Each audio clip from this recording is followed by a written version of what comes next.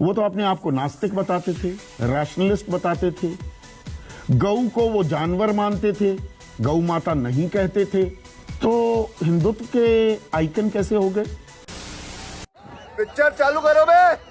5 चिट्ठियां माफी नामों की बात है। ये माफी नामे लिखे गए थे, नहीं लिखे गए थे? शिष्टाचार में कह दिया जी मैं आपका भक्त हूं, मैं आपका गुलाम हूं, आप जैसा बढ़िया राज कोई करता ही नहीं है, आपको फलने फूलने विस्तार करने और मजबूती देने में मैं आपके साथ कंधे से कंधा मिलाऊंगा।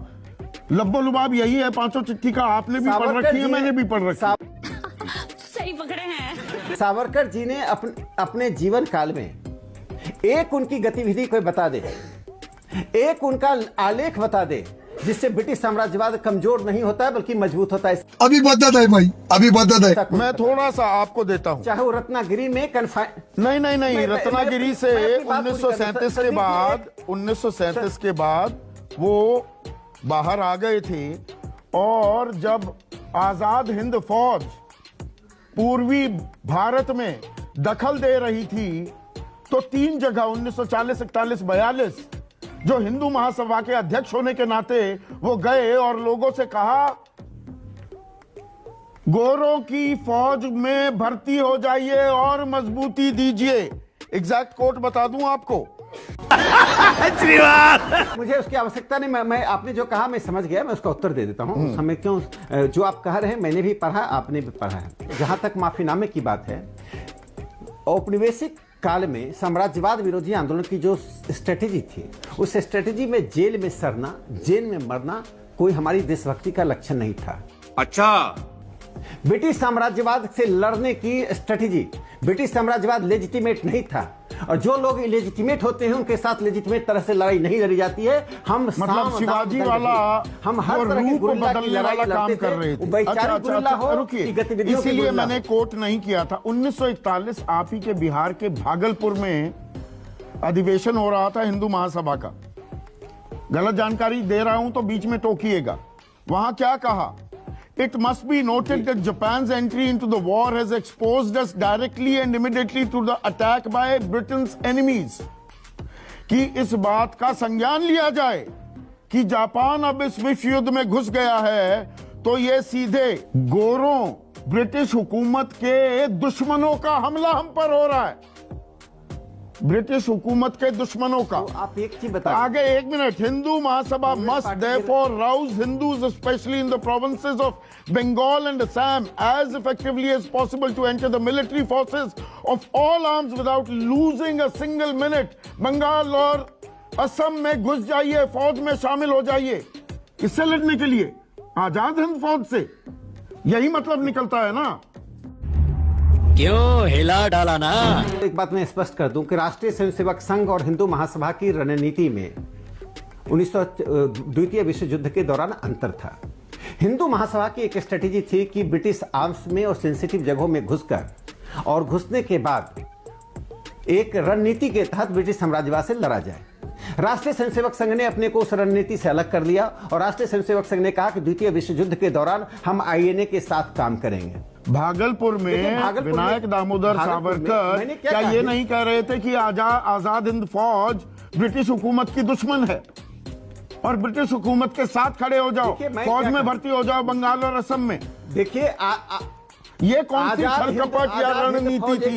ये कौन सा शिवाजी वाला पैतरा अपना रहे थे Savarkar? A few moments later. Hindutva के प्रणेता थे, हिंदुत्व के आइकन थे, पर उनकी किताबें ढंग से पढ़े, मैंने पढ़ी हैं, आप जानते हैं इस बात को। वो तो अपने आप को नास्तिक बताते थे, रैशनलिस्ट बताते थे, गऊ को वो जानवर मानते थे, गौ माता नहीं कहते थे। तो हिंदुत्व के आइकन कैसे हो गए? देखिए, एक बात जान लीजिए, हिंदुत्व आंदोलन एक व्यापक फलक पे काम कर रहा है जिसमें सावरकर जी भी एक थे। कभी भी हिंदुत्व आंदोलन में प्रॉफिट और एक बुक का कंसेप्ट नहीं रहा है। यह व्यक्ति और यह पुस्तक ही हिंदुत्व को परिभाषित करता है। सावरकर जी का वैशिष्ट्य यह है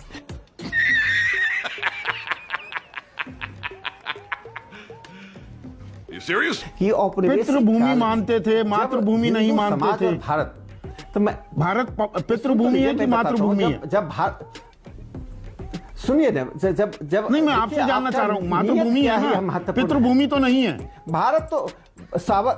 भारत तो मातृभूमि है, पुण्य भूमि है और मातृभूमि है। यह पुण्य भूमि भी है, मातृभूमि है। पुण्य भूमि इसलिए है कि हजारों वर्षों से जीवन पद्धति का प्रयोग धर्मी रूप दिखाई पड़ा, जिसमें हमने अलग अलग तरह के प्रयोग के द्वारा पंथ निरपेक्षता और लोकतंत्र की एक तो हिंदुत्व की जो परंपराएं हैं, धाराएं इतनी हैं, वो उस धारा में समावेश भी हो जाता है, उनका प्रणेता भी बन जाते हैं। और अभी तो रुको, क्लाइमैक्स अभी बाकी। गुलामी हम कर रहे थे, तो जो हमें गुलाम बनाए बैठे थे उनके सामने सारी बातें सच क्यों बोले? बिल्कुल ठीक है। पर ये बात, ये जो नैरेटिव गढ़ा, वो गढ़ा गया, एक किताब आई, और फिर से बताइएगा गलत कह रहा हूं तो, लाइफ ऑफ बैरिस्टर सावरकर, 1926 में ये किताब छपी।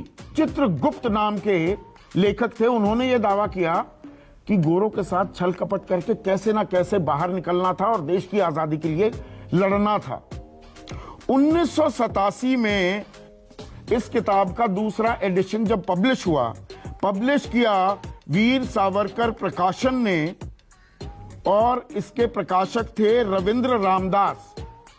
और 1987 में उन्होंने कहा ये दरअसल बायोग्राफी नहीं, ऑटोबायोग्राफी थी। चित्रगुप्त कोई और नहीं, विनायक दामोदर सावरकर थे। अपने बारे में ही किताब लिख दी, उसे बायोग्राफी बता दिया, दरअसल वो आत्मकथा थी, यानी कि ऑटोबायोग्राफी थी। ये रविंद्र रामदास का दावा है। देखिए, अब रविंद्र रामदास का दावा क्या है उसमें मैं नहीं जाना चाहता हूं। खत्म, bye bye, tata, goodbye, गया।